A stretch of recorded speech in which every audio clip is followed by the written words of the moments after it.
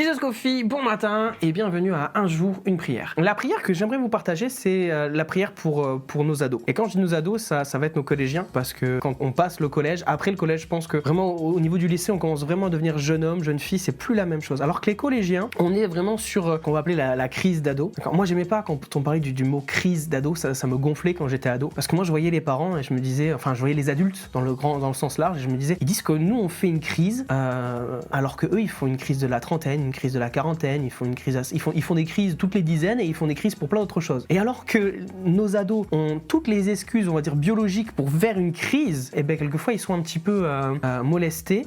Mais ça de tout temps à jamais. La question que je me pose moi aujourd'hui, c'est le décalage qu'on a toujours eu entre les ados, nous quand on était ados, et nos parents. Aujourd'hui il est toujours présent, mais on sent bien qu'il y a un écart encore plus important.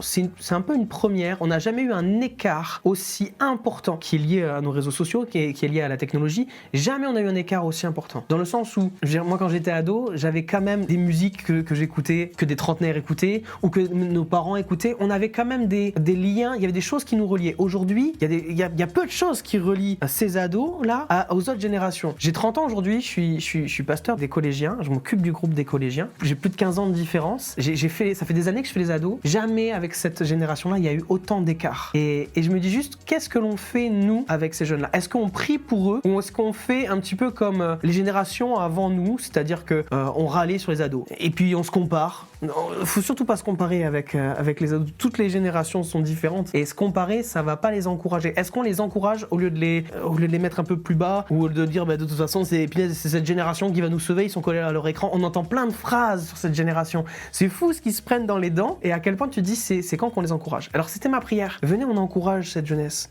parce qu'ils sont soumis à beaucoup plus de choses que nous étions soumis. Et je pense que c'est plus dur pour cette génération d'un point de vue social, pas d'un point de vue. Allez, je veux pas qu'il y ait des anciens qui le prennent mal quand je dis ça, parce que oui, il y en a qui ont connu l'après-guerre, il y a eu des périodes très compliquées où t'avais faim, où il fallait bosser. Je suis d'accord avec ça. Mais socialement parlant, ils sont mis à l'écart, c'est plus difficile pour eux parce que ils sont soumis à des trucs comme ça. Les téléphones, les réseaux sociaux. Si nous, on avait été soumis à leur âge, est-ce qu'on aurait été mieux ? Je pense pas. Et j'ai ce verset qui me vient, Éphésiens chapitre 6. Honore ton père et ta mère, d'accord ? Afin que tu prospères et que tu vives longtemps. C'est le premier commandement avec une promesse. Je suis d'accord que ça, aujourd'hui, quelque chose qui se perd, on le voit. Mais juste après, et vous, pères, parents, ne provoquez pas vos enfants, mais élevez-les dans la discipline et sous les avertissements du Seigneur. J'aime bien le ne provoquez pas vos enfants. Est-ce qu'on provoque nos ados ? Oui, je pense. Je suis le premier à les charrier, à les provoquer un peu. Mais est-ce qu'on est dans une attitude avec eux, dans l'encouragement ? Est-ce que l'on prie pour eux ? Est-ce qu'on prie pour cette future génération, pour nos ados, vos enfants ? Bon, moi, j'ai pas d'enfants, mais je prie pour eux. Alors tu me diras, oui, t'es pasteur, Timothée, c'est ton travail. C'est pas faux. Mais est-ce qu'on serait pas tous ensemble à se dire, viens, on prie pour cette génération, parce que c'est eux qui vont remplacer plein de choses, en effet, et ils partent avec tellement d'handicap. Ils commencent la vie en mode difficile. Et plus ça va, plus le niveau de difficulté l'augmente, j'ai l'impression.